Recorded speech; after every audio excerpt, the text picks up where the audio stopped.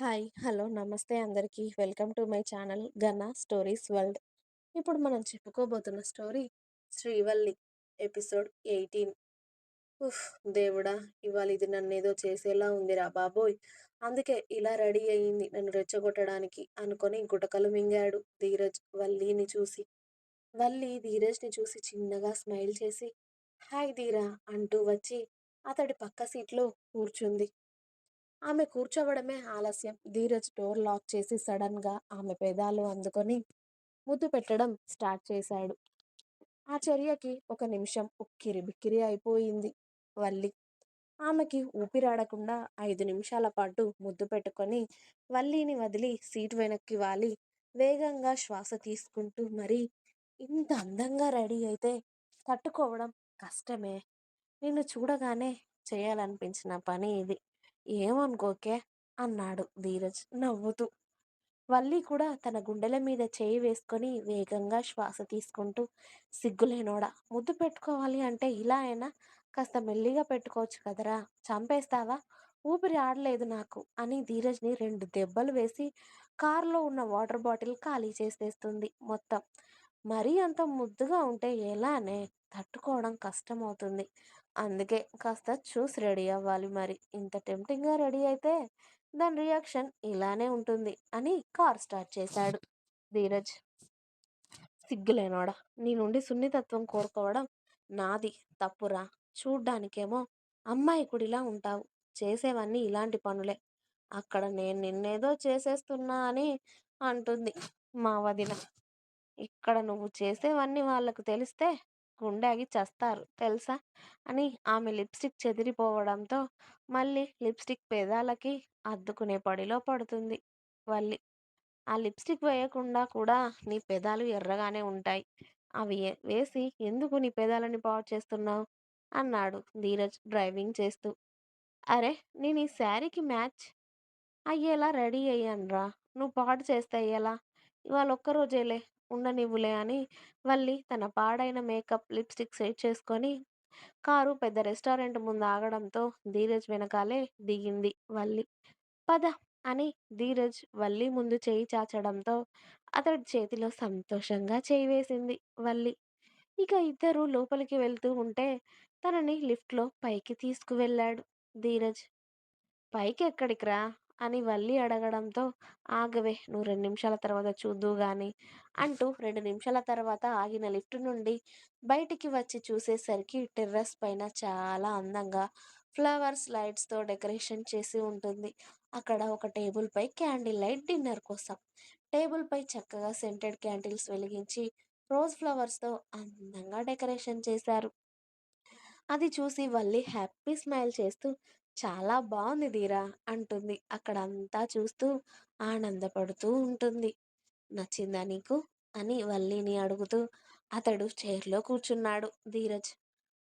మామూలుగా కాదు బాబు, చాలా నచ్చేసింది.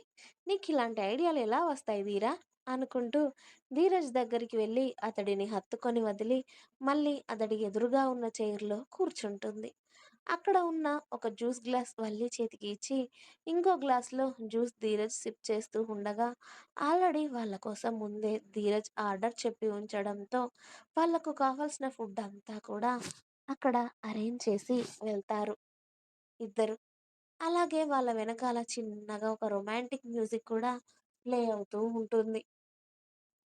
అది చూసిన వల్లి, మన డేట్‌ని ఇంత రొమాంటిక్‌గా మారుస్తావు అనుకోలేదురా నువ్వు అంది. నువ్వు అడిగాక కూడా చేయకుండా ఎలా ఉంటానే? మన ఫస్ట్ డేట్ ఇది. మనకి లైఫ్ లాంగ్ స్పెషల్‌గా ఉండిపోకూడదా? అంటూ వచ్చిన ఫుడ్‌ని ఒకే ప్లేట్‌లో సర్వ్ చేసి వల్లికి, ధీరజ్‌నే తినిపిస్తాడు. అతడు తినిపిస్తుంటే సంతోషంగా తినేస్తుంది వల్లి. వాళ్ళ డిన్నర్ కంప్లీట్ చేసి జ్యూస్ తాగుతూ వాళ్ళ పెళ్లి ముచ్చట్లు, బిజినెస్ ముచ్చట్లు అలా మాట్లాడుకుంటూ ఉంటారు ఇద్దరు. అప్పుడే వల్లికి ఫోన్ రావడంతో 2 మినిట్స్ తీరా అని తను చైర్‌లో నుండి లేచి వాళ్ళ దగ్గరికి వెళ్ళి మాట్లాడుతూ ఉంటుంది. త్వరగానే ఫోన్ మాట్లాడి వల్లి ఫోన్ కట్ చేసి వెనక్కి తిరిగేసరికి ధీరజ్ ఆమె వెనకాలే ఉంటాడు.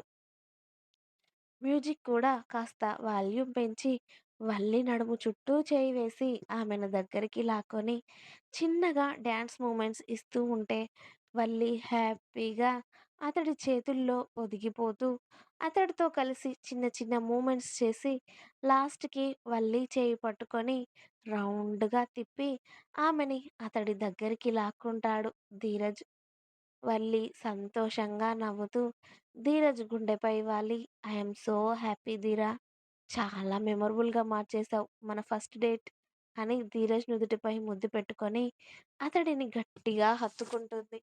ధీరజ్ ఆమె నుదుటిన పట్టిన చెమటలని టిష్యూతో తుడిచేసి ఆమె కురులను వెనక్కి నెట్టి వల్లి నుదుటిన ముద్దు పెట్టుకున్నాడు. అతడి ముద్దుకి ఆమె పరవశంగా కళ్ళు మూసుకొని చిన్నగా నవ్వుతూ ఉంది. "నచ్చిందా నీకు?" అని అడిగాడు ధీరజ్. "హ్మ్. ఇంతలా నచ్చింది" అని ధీరజ్ పెదాలపై ముద్దు పెట్టుకొని చెప్పింది వల్లి. వల్లి ముద్దు పెట్టుకున్నాక బాబు ఆగడు కదా! ఆ కిస్‌ని అరగంట పాటు చేశాడు ఆ ప్లేస్‌లోనే.